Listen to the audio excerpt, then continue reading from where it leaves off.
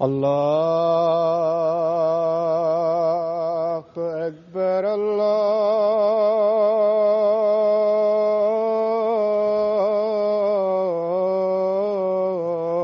الله أكبر الله أكبر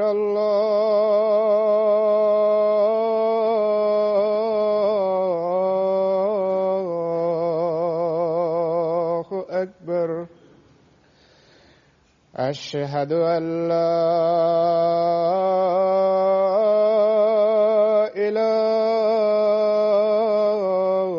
إله إلا الله أشهد أن لا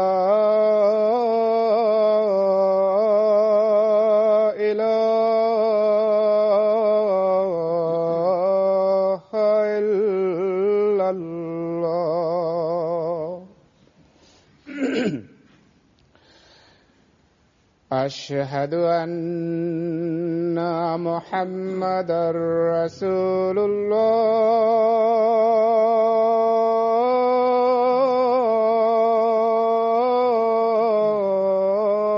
الله أشهد أن محمدًا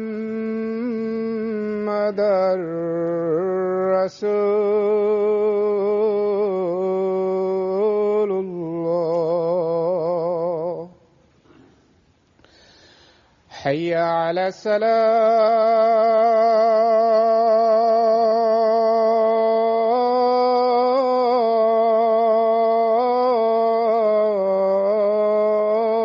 الصلاة حي على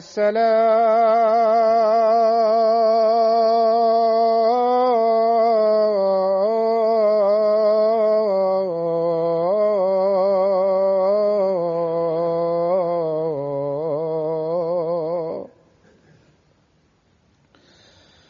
حي على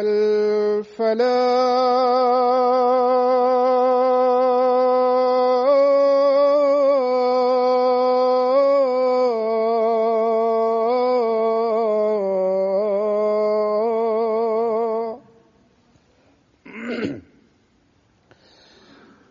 حي على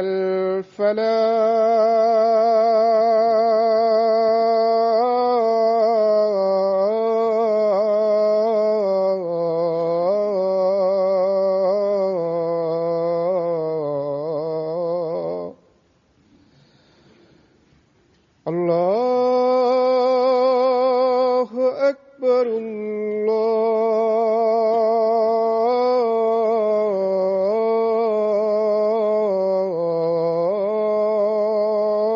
الله أكبر لا إله إلا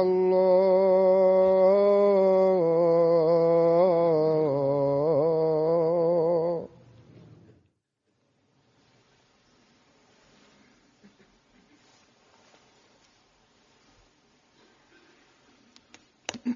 السلام عليكم ورحمة الله.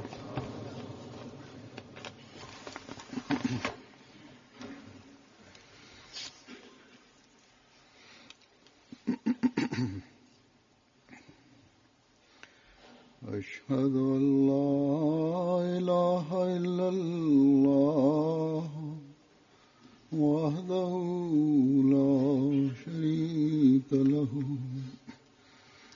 وأشهد أن محمدًا عبده ورسوله أما بعد فأعوذ بالله من الشيطان الرجيم بسم الله الرحمن الرحيم الحمد لله رب العالمين الرحمن الرحيم مالك يوم الدين إياك نعبد وإياك نستعين اهدنا الصراط المستقيم صراط الذين أنعمت عليهم غير المغضوب عليهم ولا الضالين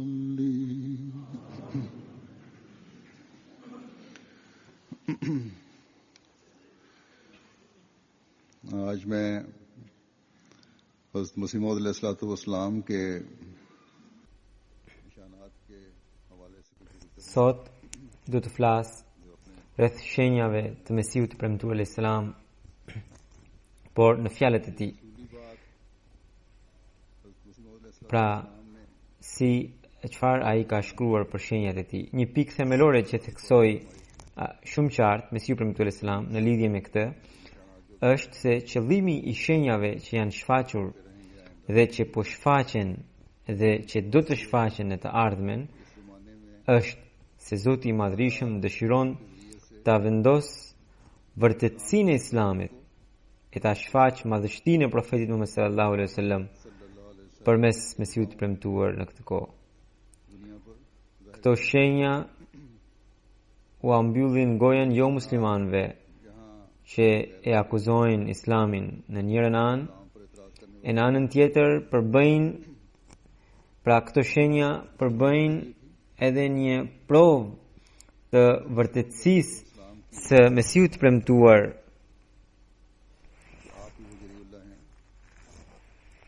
për muslimanët e tjerë, që edhe ata të kuptojnë se Mesihu premtuar Islam është ai komandanti i Allahut që erdhi prej tij për periudhën e dytë të fesë islame. Së pari do të paraqes një fragment nga libri i tij Barahin e Ahmadiyya, i cili tregon më së miri arsyen e përmendjes së këtyre shenjave, pra të shpalljeve që Mesihu premtuar Islam ka marrë. Mesihu premtuar Islam thot: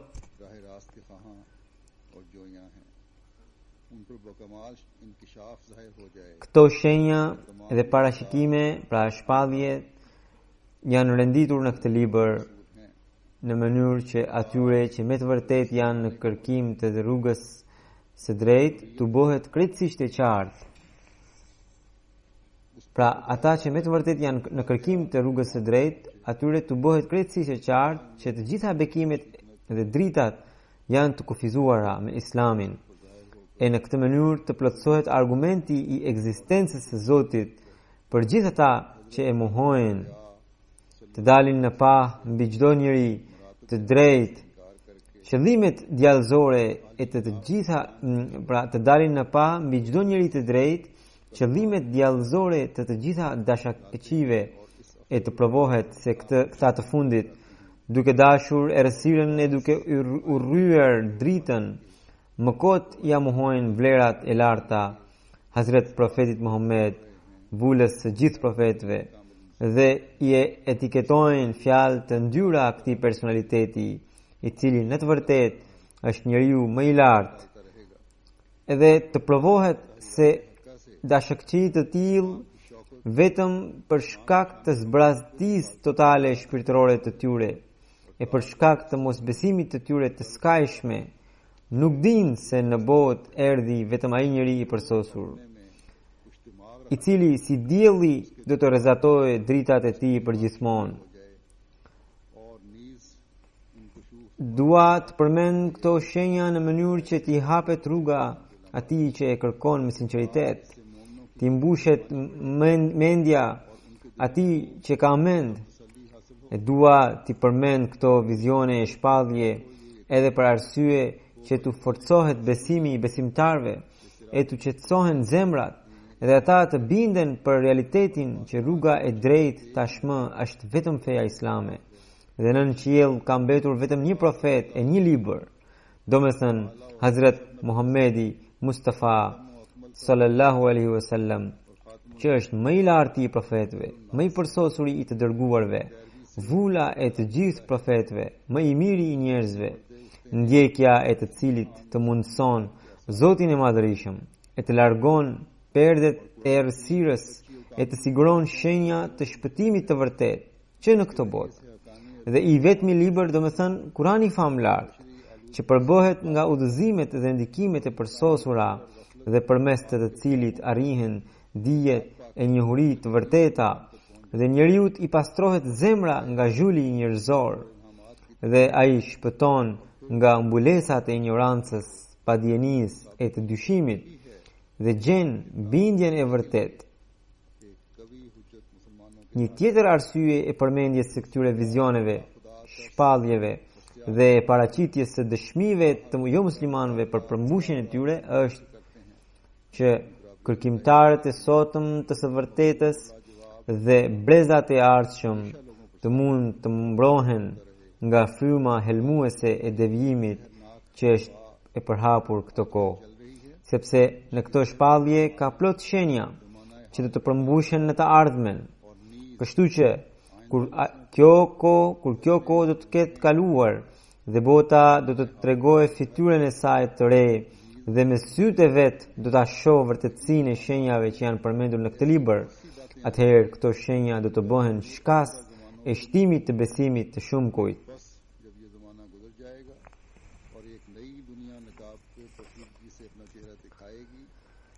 Ky është pra fragment i librit Barahin e Ahmadiyya që është marrë nga ato në 4 vëllimet e para. Dhe në atë kohë Mesihu Premtull Islam thotë që kam përmendur këto shenja dhe parashikime jo vetëm për kohën time, pra si thot Mesihu Premtull Islam, jo vetëm për kohën e tij, por edhe për brezat e ardhshëm. Dhe pra edhe për ne janë të nevojshme këto, edhe ne duhet i kujtojmë ato, sepse ka shumë shenja dhe parashikime që do të përmbusheshin në kohën tonë edhe në të ardhmen. Dhe të gjitha këto shenjat dhe parashikime ai nuk i ka përmendur për veten, por i ka përmendur për të provuar vërtetësinë e Islamit dhe për të treguar lartësinë dhe statusin e madhor të profetit Muhammed sallallahu alaihi wasallam. Çuditemi kur njerëzit të cilët nuk kërkojnë shpirtin e vërtet, por më kot akuzojnë edhe pohojnë që si ka mundësi që shpalljet po vinë në gjuhë të ndryshme dhe në fakt ata nuk mund ta kufizojnë Zotin. Zoti ka mundësi t'i dërgojë dikujt shpallje në gjuhë të ndryshme, në 1 apo 2 apo në 3 apo në të gjithë në shumë gjuhë njëherëzi. Pra këto shpallje ku janë përmendur edhe dëshmitë e jo muslimanëve vulosin më së miri vërtetësinë e profetit Muhammed sallallahu alaihi wasallam në rast parë. Shpirti njeriu që ka sy shpirtëror për të është i mjaftueshëm ky libër, sepse ky libër për Barahin e Ahmadiyya në vetvete është një shenjë për ta. Në këtë libër kemi ka tema dhe shenja kaq madhore që mund të bëhen shkas i forcimit të besimit të shumë kujt. Dhe këtë funksion ky libër do ta bëj edhe për brezat e ardhshëm. Ky libër është bërë mjet i udhëzimit edhe në të kaluarën, edhe po bëhet edhe sot. Por ata që janë të verbër shpirtërisht, ata nuk mund të shikojnë ndonjë gjë nga ky libër. Rreth parashikimeve që bëri Mesihu i Premtuar Islam përmes dijes së Zotit, ai thot në librin e tij Kështinu parashikimet për të padukshmen që Zoti mi dha mua, të cilat u përmbushen në kohët e tyre, nuk janë më pak se 10.000 në numër.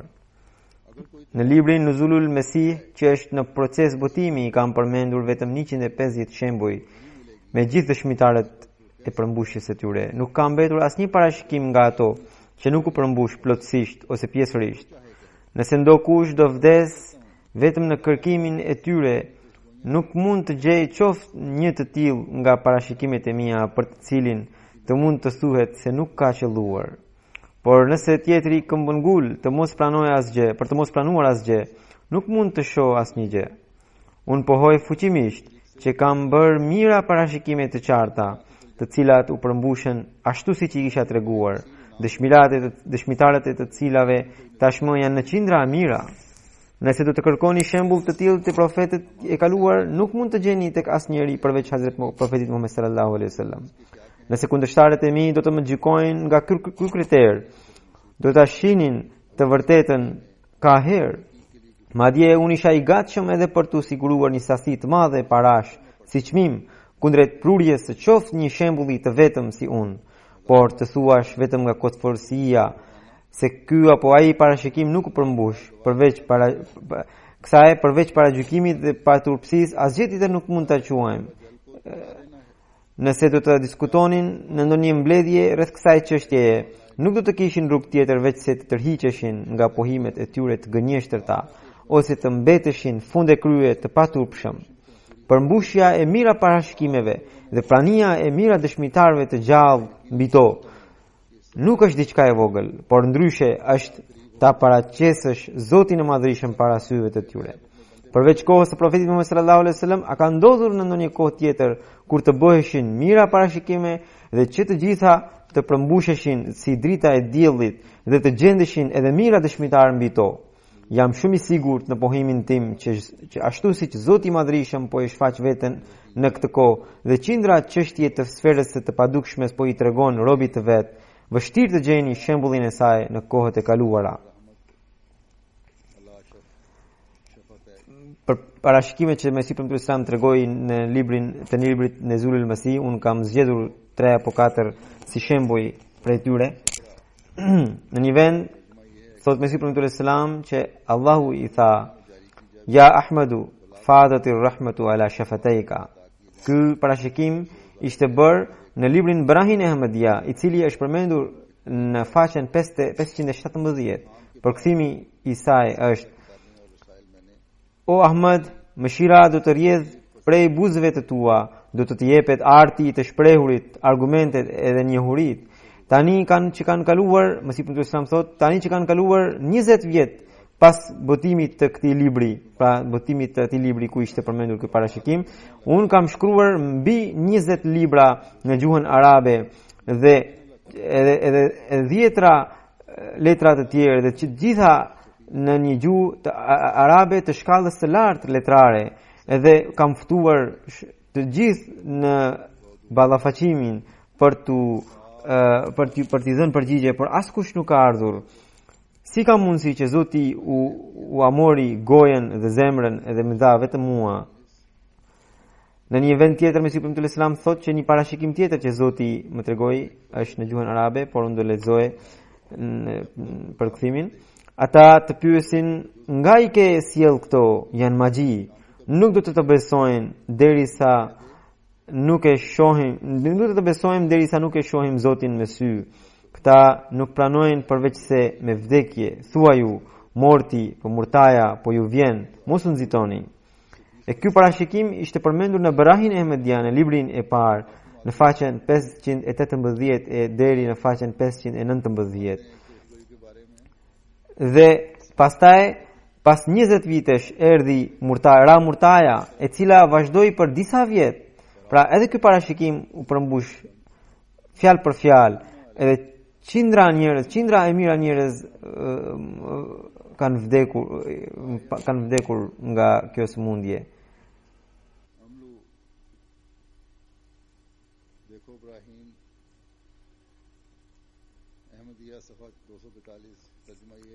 Duke përmendur një tjetër profeci, Mesihi Premtues Islam thot: Zoti më është drejtuar mua me këto fjalë: Ashabus sufa, wa ma adraka ma ashabus sufa, tara ayunuhum tafidu min ad-dam'i yusalluna alayka rabbana inna sami'na munadiyan yunadi lil imani da'iyan ila Allah wa sirajan munira. Imlu.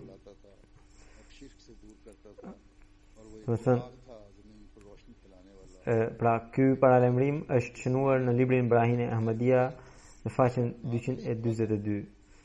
Përkthimi i këtij është shokët e verandës. Çfarë di ti se cilët janë shokët e verandës? Do të shohësh se sytë e tyre lutojnë kur ata të dërgojnë selevate e luten: O Zoti ynë, kemi dëgjuar zërin e një lajmtari, i cili na thoshte të rregullonim besimin ton e ta forconim atë, e na ftonte drejt Zotit, na largonte nga shirku. Ai ishte një llambë që të ta përhapte dritën në botë. Mund ta verifikoni vetë se kur ishte bërë ky parashikim në librin Ibrahim Ahmedia, pra që ishte shkruar në vitin 1882 në kryet e herës. Thot Mesihi Profeti Islam nuk ekzistonte as veranda e as shokët e verandës atëherë.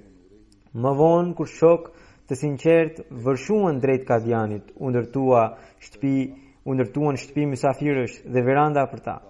Shikoni se sa i madh është ky parashikim që ishte bërë në një kohë kur askujt nuk i merrte mendja që edhe në Kadian të mund të grumbulloheshin kaq shumë njerëz të sinqert e të ndërtoheshin verande për ta. Më pas Mesihi Profeti Islam duke treguar një parashikim tjetër, thot Allahu thot yuriduna an yutfi'u nurallahi bi afwahihim wallahu mutimmu nurihi walau karihal kafirun. Shikoni faqen 240 të librit Ibrahim Ahmedia. Përkthimi i tij është: kundërshtarët do të duan të fikin dritën e Allahut me gojen e tyre. Domethënë do të bëjnë intriga të shumta, por Zoti do ta përsos dritën e tij, edhe pse mohuesit nuk do ta pëlqejnë këtë. Ky parashikim është bërë atëherë kur ky xhamat nuk kishte asnjë kundërshtar. Pra nuk kishte asnjë kundërshtar, ndërsa Zoti i thoshte Mesihut Profetit Islam që jo vetëm që do të dalin kundërshtar, i thoshte pra jo vetëm që do të dilnin kundërshtar, por tregon që edhe intrigat e tyre do të përfundonin në disfata. Mesihi Profetit Islam vijon brenda 10 vjetësh pas dhënies së këtij parashikimi. Kundërshtimi arriti kulmin e tij aq shumë sa që janë lëshuar vendime për të më shpallur si qafir, janë lëshuar vendime që shpallin për të më vrarë dhe qindra libra e fletushka janë shkruar në kundërshtimin tim. Përthuajse të gjithë hoxhallarët janë rreshtuar në këtë kundërshtim, të cilët nuk lanë asnjë rrugë poshtruese pa përdorur për të më shkatruar. Por rezultati doli ndryshe. Ky xhamat përparoi me ritme të jashtëzakonshme. Në pas Mesihi Profeti Islam përmend një tjetër shpallje të Zotit në arabisht, edhe përkthimi i tij është: edhe pse këta njerëz do të përpiqen deri në fund për të shkatruar, Allahu gjithmonë do të të shpëtojë. Zoti patjetër do të të shpëtojë, edhe sikur njerëzit nuk do ta duan një gjë të tillë. Mesihi Profeti Islam thotë: shikoni tani se sa i fortë dhe madhor është ky parashikim. Në mënyrë të përsëritur më është premtuar që Zoti do të më shpëtojë. Këtu shihet qartë se parashikohen edhe përpjekjet dhe intrigat që do t'i bëjnë kundërshtarët për të më shkatruar.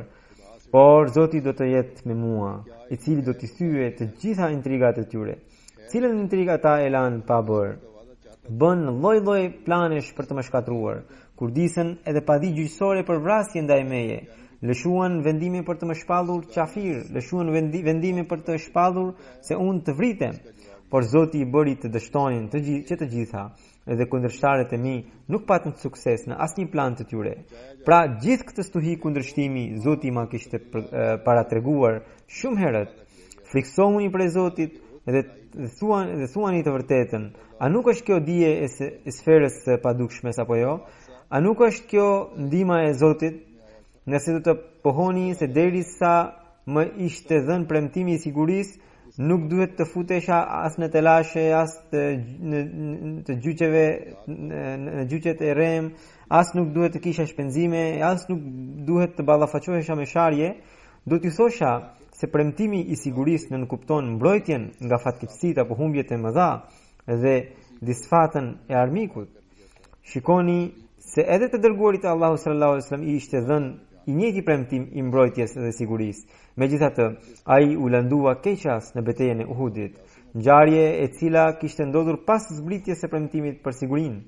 Po kështu edhe Hazreti Isait i ishte dhënë ky premtim, siç thuhet në Kur'an: "Wa idh kafaftu bani Israila anka."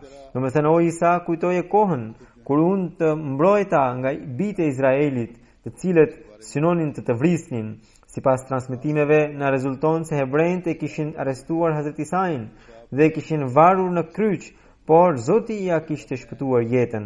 Pra ky është kuptimi dhe i premtimit me Isain, wa idha kafaftu bani Israila anka, edhe i premtimit që përmendet në fjalët wallahu ya'simuka minan nas, do të thënë unë do të shpëtoj ty.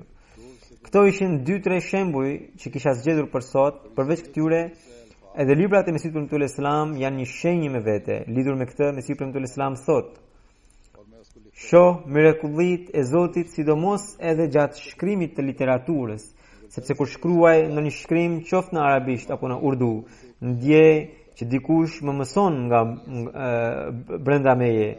Shkrimi im qoftë në arabisht, qoftë në urdu, qoftë në persisht, gjithmonë përmban 2 aspekte. Së pari, fjalët dhe kuptimet e tyre më vinë rrjedhshëm e unë vazhdoj t'i shkruaj. Nuk më nevojitet të bëj ndonjë përpjekje të madhe për të.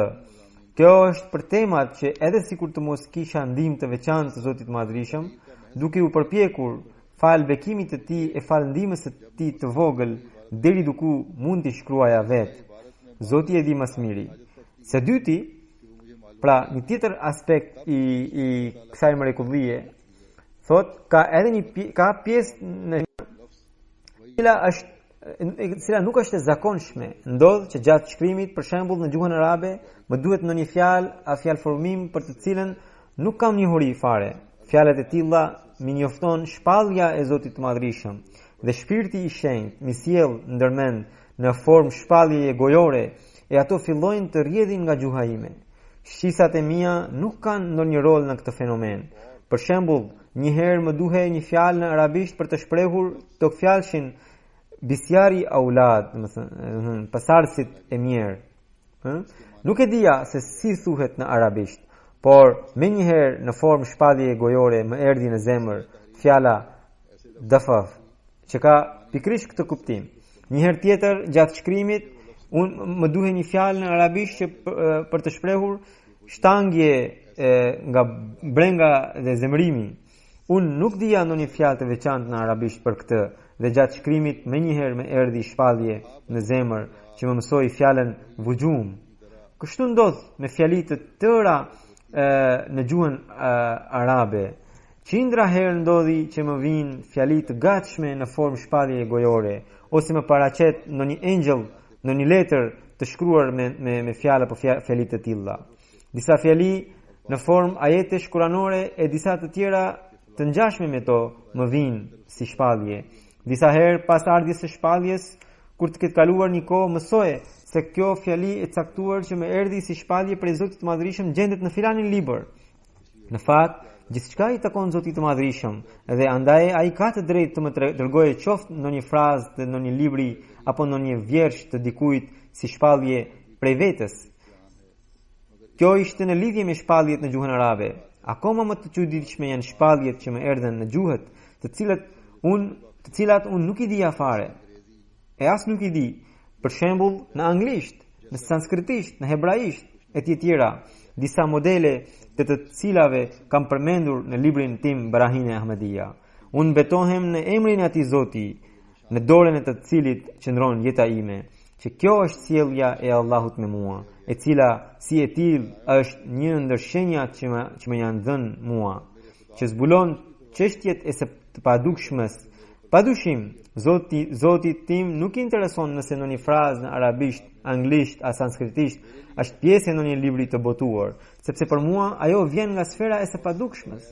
Ashtu siç Allahu i lartësuar edhe në Kuranin famlar ka sjell shumë nga historitë që janë përmendur në Teurat dhe i ka quajtur dije të së padukshmes, sepse ato histori, edhe pse për hebrejt nuk ishin nga e padukshmja, por për profetin Muhammed sallallahu alaihi wasallam ishin nga sfera e së padukshmes. Ky është sekreti pra që unë ftoj gjithë botën për të konkuruar me mua në shkrimin e komentimit të Kuranit në gjuhën arabe të shkallës së lartë nga ana letrare. Përndryshe, çfarë është njeriu e çfarë vlere ka biri i Ademit që të sfidojë një botë të tërë vetëm nga mburja apo krenaria?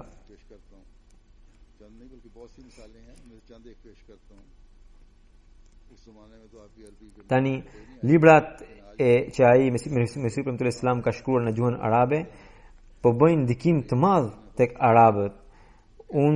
Në fakt ka shumë shembuj, por për fjalimin e sotëm unë kam zgjedhur vetëm disa prej tyre, shumë pak madje, të cilat do t'i përmend këtu.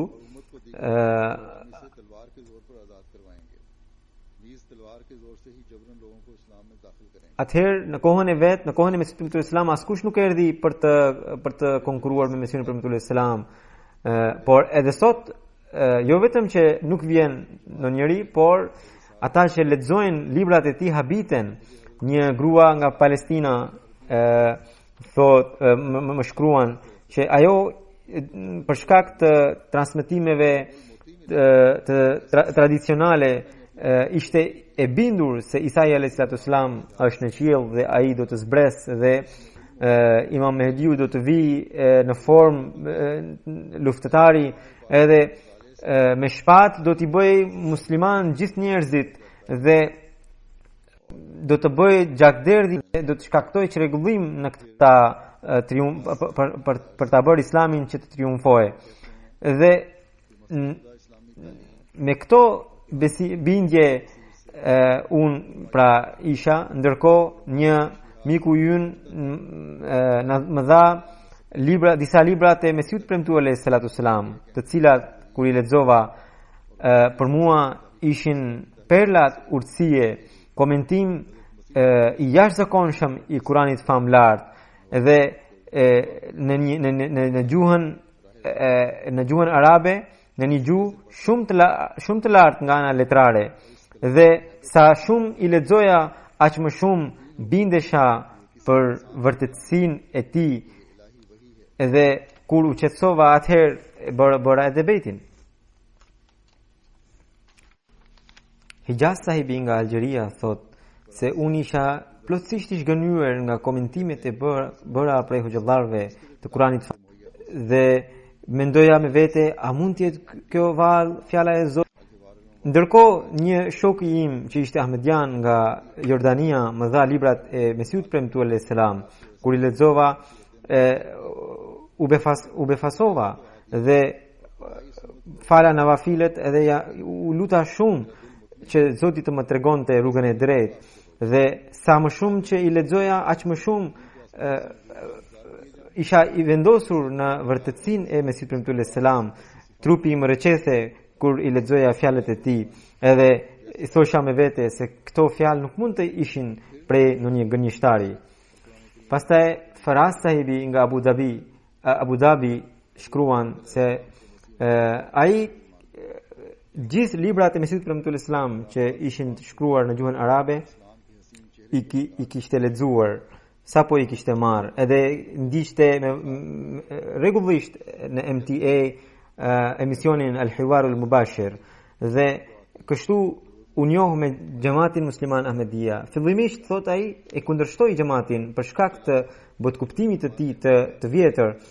Mirë po kur lexoi me vëmendje ajetet kuranore, hadithet dhe natyrën e Zotit, atëherë ai ishte i qetësuar.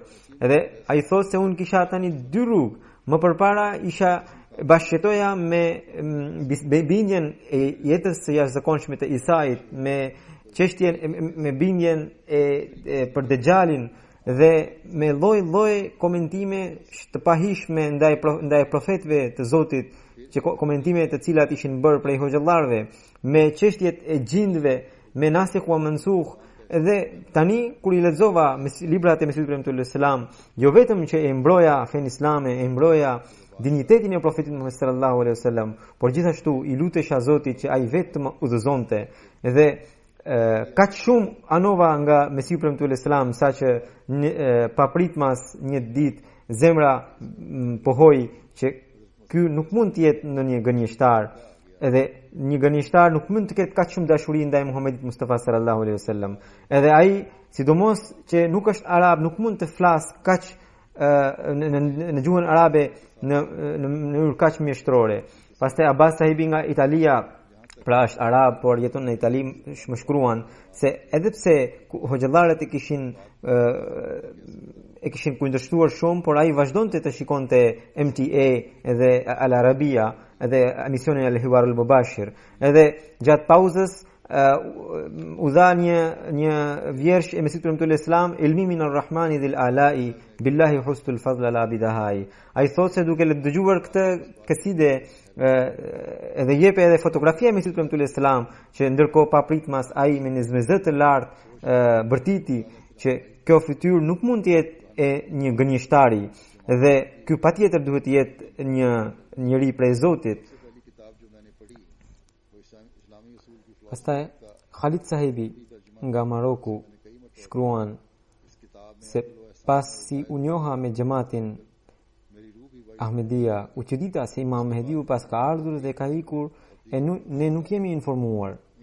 Po mendoja shumë rreth kësaj dhe lutesha shumë që o Zot më udhëzo. Pastaj nga webfaqja e xhamatit lexova gjithë librat e xhamatit në arabisht, gjithë librat e Mesihut premtuar Islam. Mas pari lexova filozofinë e mësimeve të Islamit. Më pëlqeu jashtëmase tema që Mesihut premtuar Islam trajton për drejtësinë, mirësinë dhe mirësinë amnore. Pastaj lexova librin e tij At-Tabligh e pastaj edhe libra të tjerë. Gjatë leximit shpesh thosha me vete, pas kam gjetur një thesar të çmuar.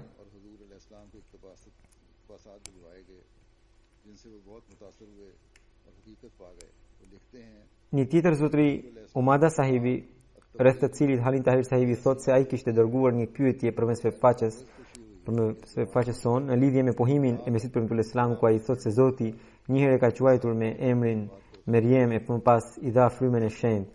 Ai u kontaktua dhe ju mundsuan sqarime, i bën shumë përshtypje dhe ai kështu gjeti të vërtetën. Ai thot, pra personi në fjalë, Umada Sahibi thot, libri At-Tabligh më hapi zemrën dhe u befasova dhe u gëzova jashtëmase duke parë që gjeja mundësi të lexoja fjalët e një profeti.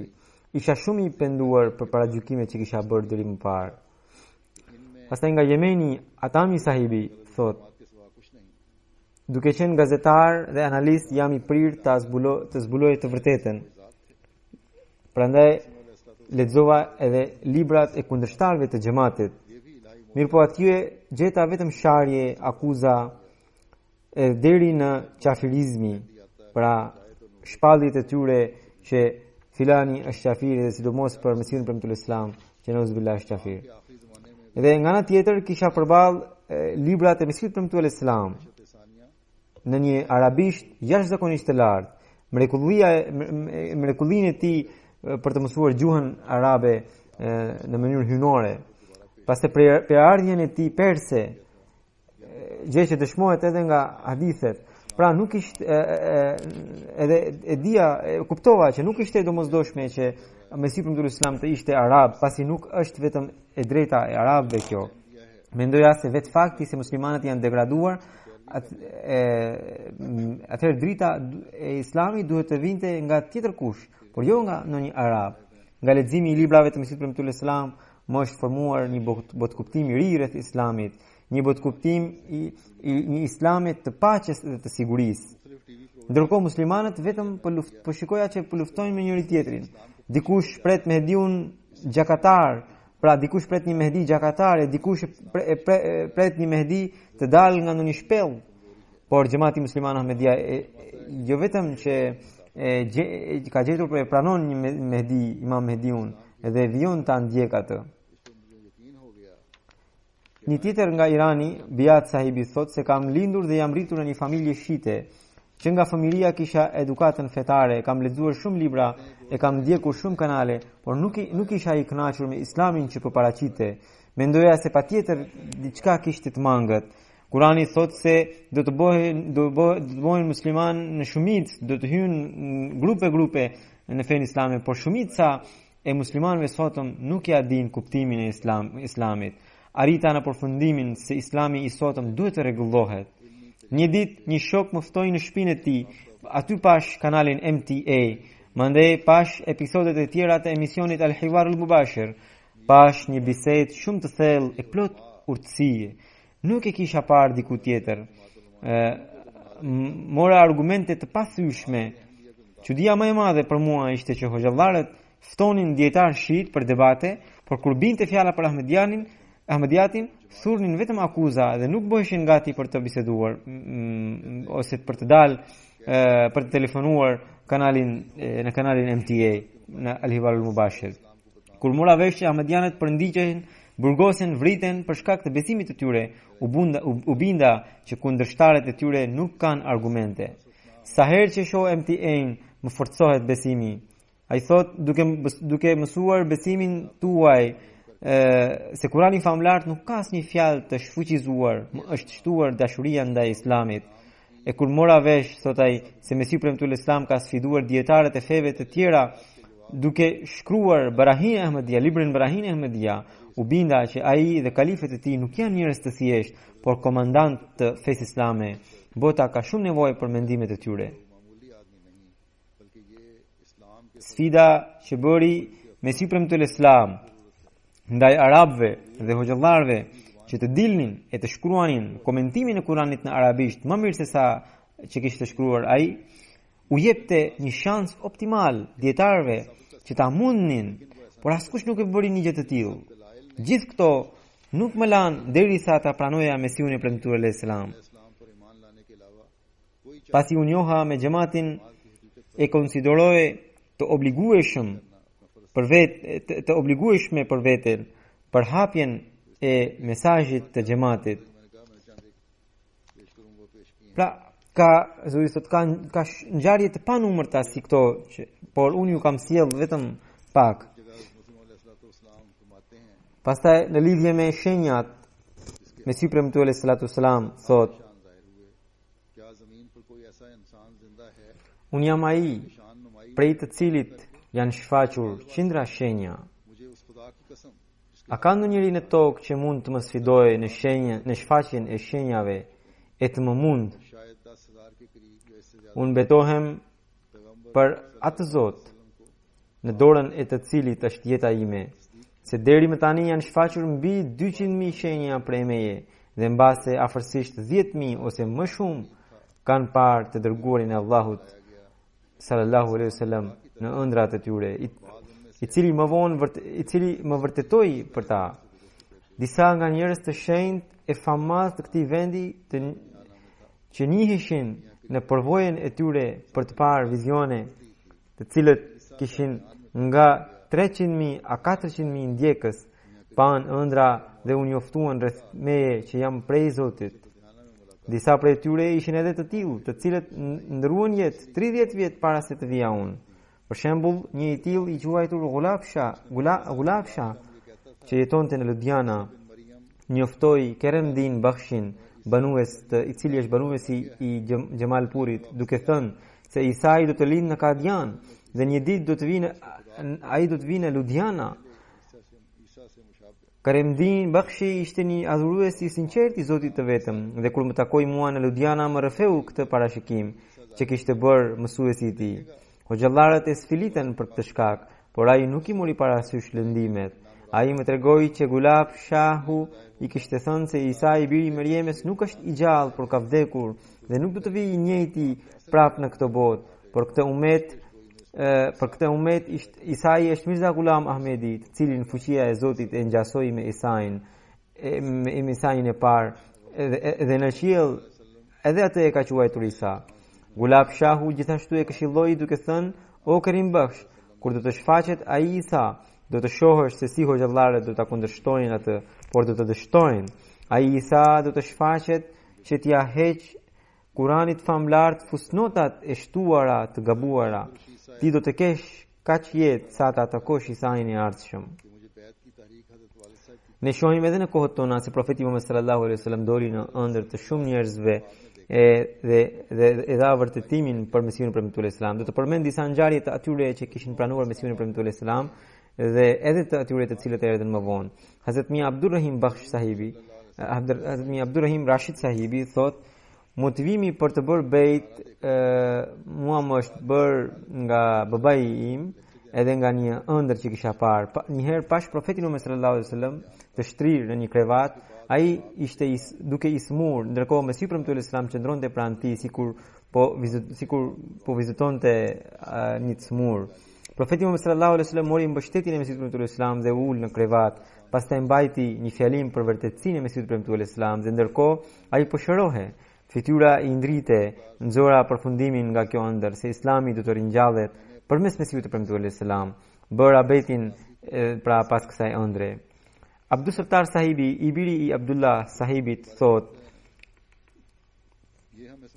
Një ditë I thash babait, pra I drejtua babait duke thënë se nuk dim argumentet rreth vdekjes së Isait, domethënë rreth jetës së tij.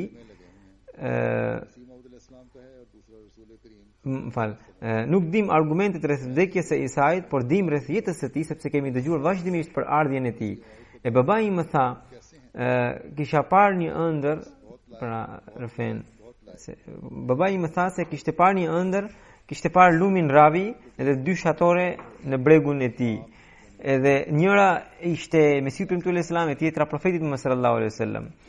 Edhe babai I thot se e pyeta profetin si është ky deklarues I Mesihut premtuar. Më tha, pra profeti, babai I thot, profeti I tha babait ti, shumë I aftë, 3 herë duke treguar me gisht. Me këtë dëshmi të përkryer, babai I tij thot, me këtë dëshmi të përkryer e pranova. Nuk më është dashur të futesha në çështjet e jetës a vdekjes së Isait. Serdar Kerem sahibi tregon, para bejtit pash një ëndër në një rrugë ku Mesihu premtuar Islam dhe profeti Muhammed sallallahu alaihi wasallam po bënin shëtitje. Po vija nga para, profeti Muhammed sallallahu alaihi wasallam duke bërë me gisht më thot rreth Mesihut premtuar Islam: "Ky është prej Zotit." Edhe këtë më tha 3 herë. Në vitin 1902 kur shkova në Kadian, xhamia ishte e vogël, e pash Mesihun premtuar Islam, ishte I njëjti njeri, bëra betin edhe pranova xhamatin. Shohim edhe në këtë kohë, pra në kohët tona, se si profeti Muhammed sallallahu alaihi wasallam del në ëndrat e të sinqertëve dhe përmes tij pra njerëzit udhëzohen edhe vinë drejt në xhamat.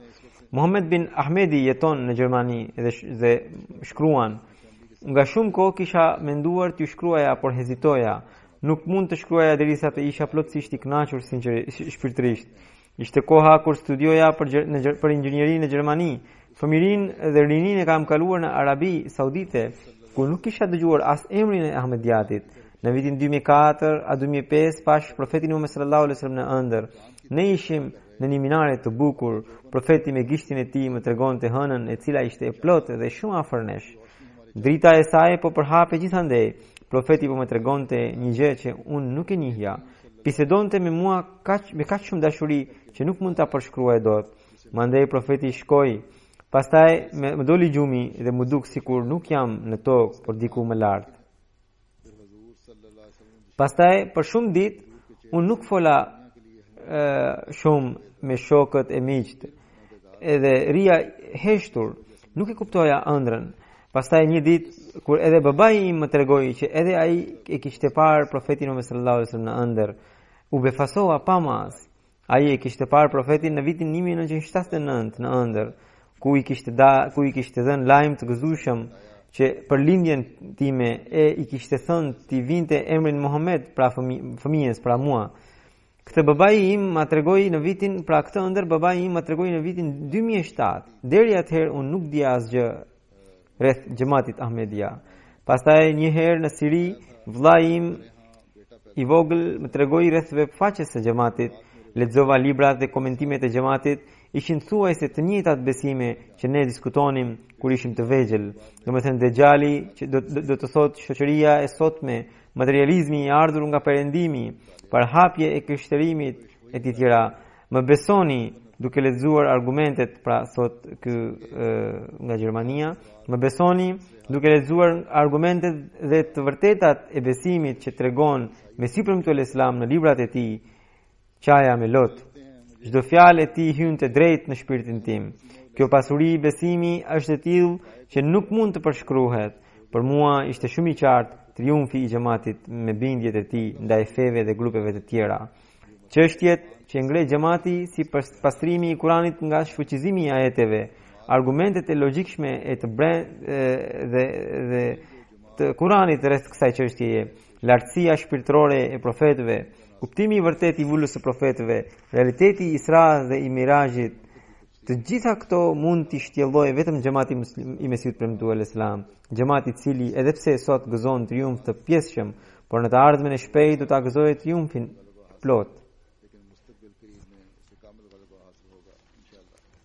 Një tjetër mik nga Damasku që quhet Ridwan Sahibi thot: unë kam mbaruar matematikë dhe IT nga Universiteti i Damaskut. Punoja për computer hardware. U mësoja Kur'an në xhami disa të rinjve që vinin atje. Mësimet fetare nuk i kam bërë në ndonjë shkollë apo në ndonjë medrese, por vet i kam arritur. Pas një ngjarje u bëra kërkimtar i njohjes së Zotit. Pra ishte një ëndër edhe ku mora mesazhin që Kurani është thesari i të gjitha dijeve. Dhe në atë ëndër më është thënë mua se të gjitha zgjidhjet e të gjitha problemeve të tua janë në Kur'an. Fillova të lexoja me vëmendje Kur'anin, pata një kënaqësi të papërshkrueshme. Një natë lexoja ajetet të surës Kahf, që në ajetet e fundit të surës Kahf thotë, të cilët harxhuan gjitha forcat e tyre vetëm në jetën e kësaj bote dhe kujtojnë se provojnë gjëra të mira. Edhe pasi lexova këtë ajet u friksova shumë, i kërkova rrugën e drejtë Zotit, që ai vetëm më tregonte. Ndërkohë dy të rinj erdhën te shtëpia ime, më pyetën rreth Kadianive, pra rreth Ahmedianëve. Mora një libër që kisha në shtëpi që fliste për temën se Kadianit ishin qafir dhe fillova t'ua tregoja atyre. Papritmas pata një ndjesi të çuditshme dhe u detyrova ta mbyllja librin dhe u thash: më duket se po gabohem rënd, sepse po flas rreth një xhamati me të cilin nuk më rastisi të njihem personalisht. Gjitha këto janë thashëtheme për mua, u tregova haptas. Më pas u njoha me një Ahmedian, pra me Bedr Sahibin, i cili më dha librin Filozofia e mësimeve të Islamit. Këtë libër nuk e ndava nga dora derisa e lexova komplet.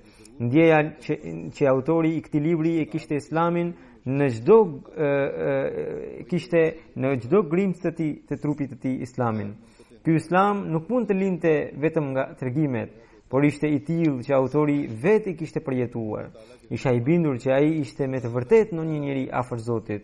Ajo që më la shumë përshtypje nga ky libër ishte shpjegimi i shpalljes së Zotit dhe mos ndërprerja e saj. Sepse vetëm para 6 muajsh kisha parë një ëndër ku veten e kisha parë pranë Zotit të Madhërisëm. Ndërkohë ai ishte dritë e përhapur gjithkund. Atëherë Allahu i Madhërisëm më tha pra në atë ëndër: unë të kam dhënë parë zmore të sigurt. Nuk e kuptova kuptimin e saj dhe nga respekti as Zotit nuk i kërkova shpjegimin. Madje pohova të dëgjova dhe të bindem. Më pas u shfaq një engjëll i cili duke ndonjë luftëtar. Ai më tha: thuaj u gjymtyrëve të tu që ta përqafojnë la ilaha illallahun. Kjo ishte ëndra pra. Pastaj kam lexuar gjithë librat e Mesihut premtuar Islam që janë në gjuhën arabe. Veprat e tij më kanë magjepsur. Më pas kam bërë edhe istihara, pra lutje për të kërkuar të vërtetën. Dhe një herë dëgjova ajetin: është një ndër robërit tanë të cilët ne i kemi dhënë prej vetes mëshirë dhe prej vetes i kemi mësuar dije. Pastaj pash në ëndër edhe profetin Muhammed sallallahu alaihi wasallam.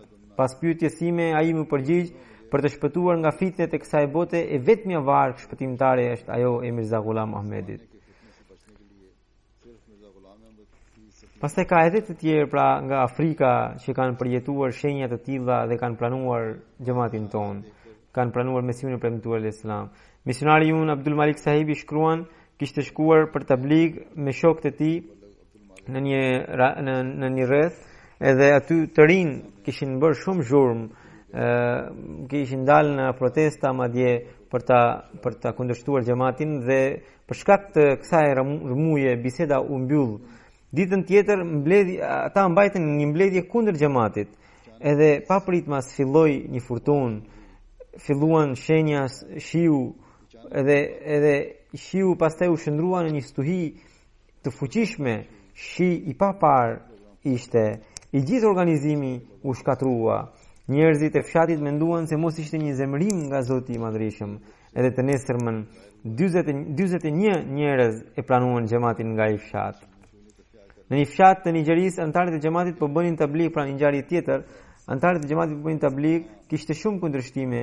Një i ri, Beshiri, pra tregoi që ai erdhi dhe tregoi që ai para disa ditësh u lut shumë që nëse Ahmediati nuk është i vërtet, atëherë Ahmedianët të futen në telashe, në të kundërtën, nëse Ahmediati është i vërtet, atëherë kundërshtarët e tyre le të futen në telashe. Kështu ai ishte lutur në mënyrën e vet.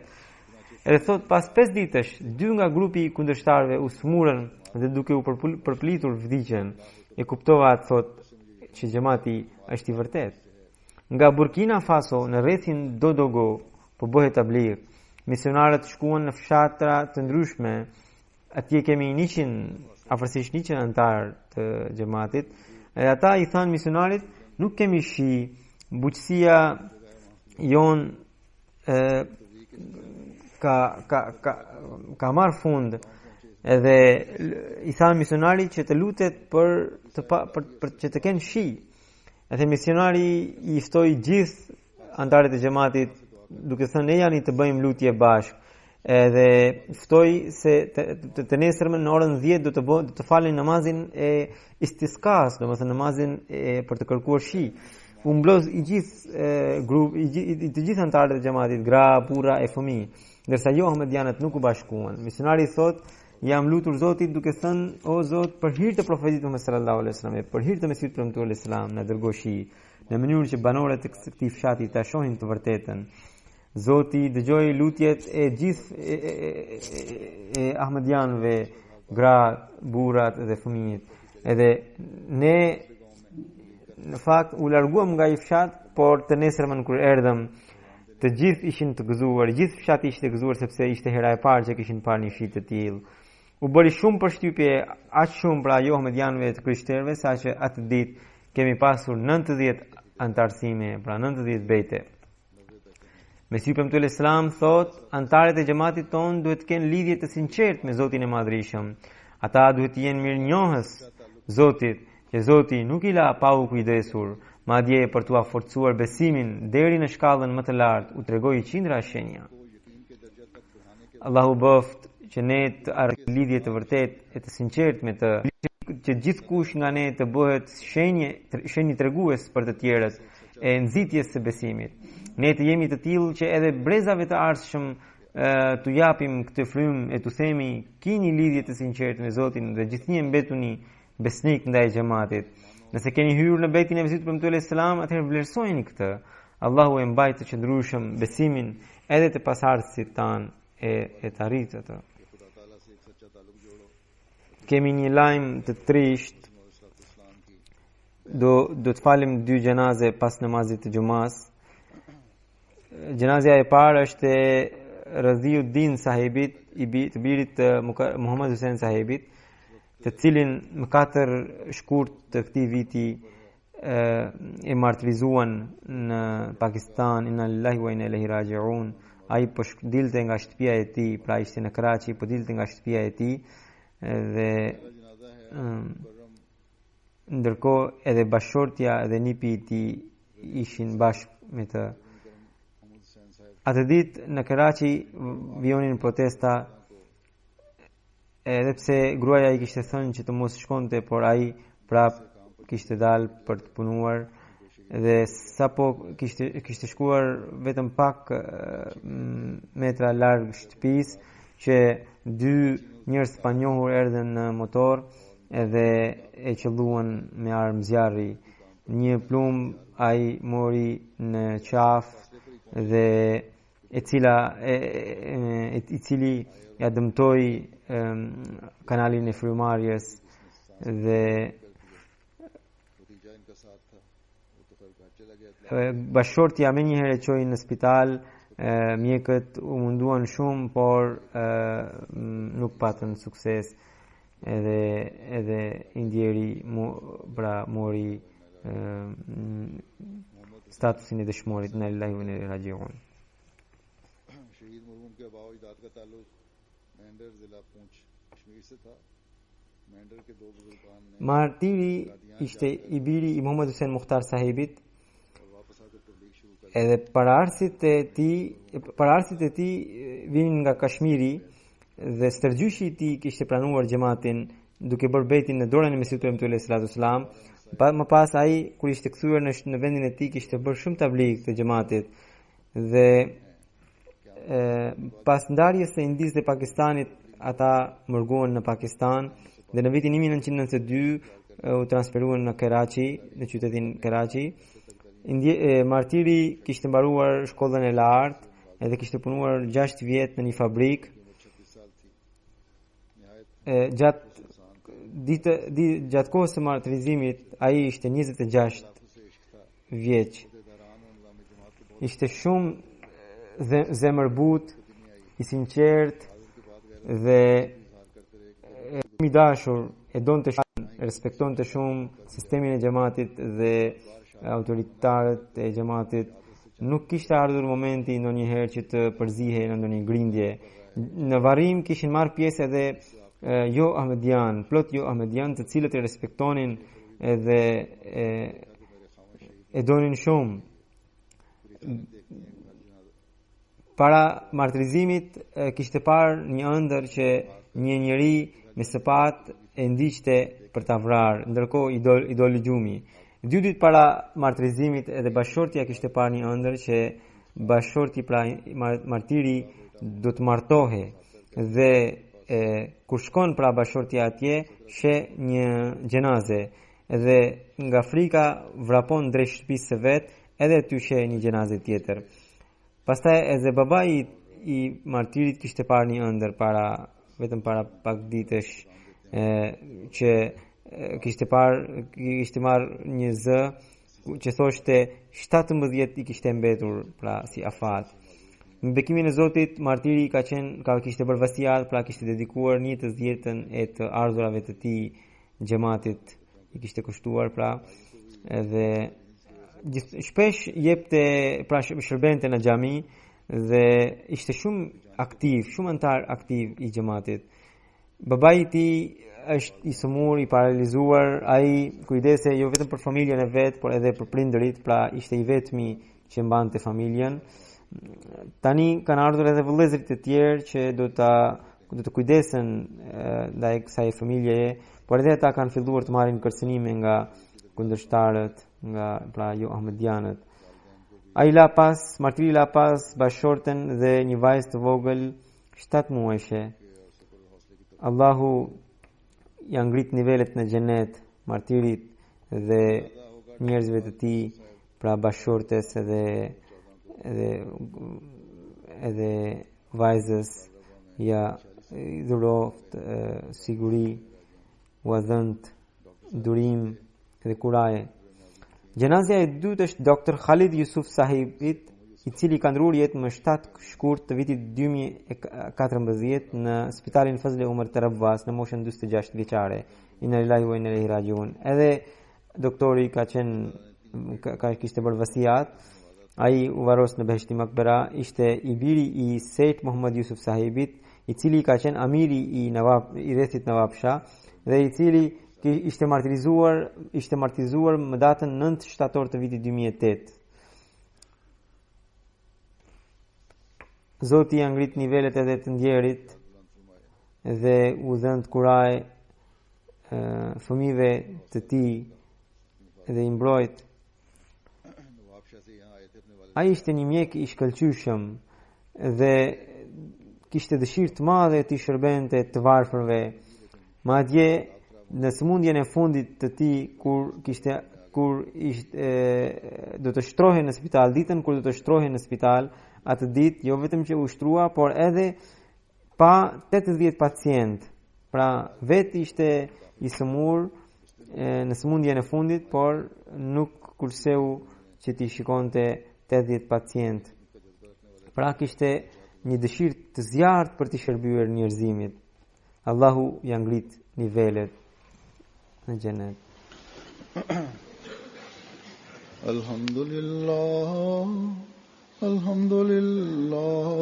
nahmaduhu wa nasta'inuhu wa nastaghfiruhu wa nu'minu bihi wa natawakkalu alayhi wa na'udzu billahi min shururi anfusina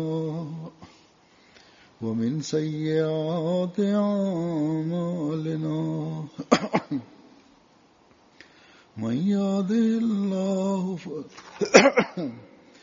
يهده الله فلا مضل له ومن يضلله فلا هادي له ونشهد أن لا إله إلا الله ونشهد أن محمدا عبده ورسوله عباد الله رحمكم الله إن الله يأمر بالعدل والإحسان وإيتاء ذي القربى وينهى عن الفحشاء والمنكر والبغي يعظكم لعلكم تذكرون اذكروا الله يذكركم وادعوه يستجب لكم ولذكر الله أكبر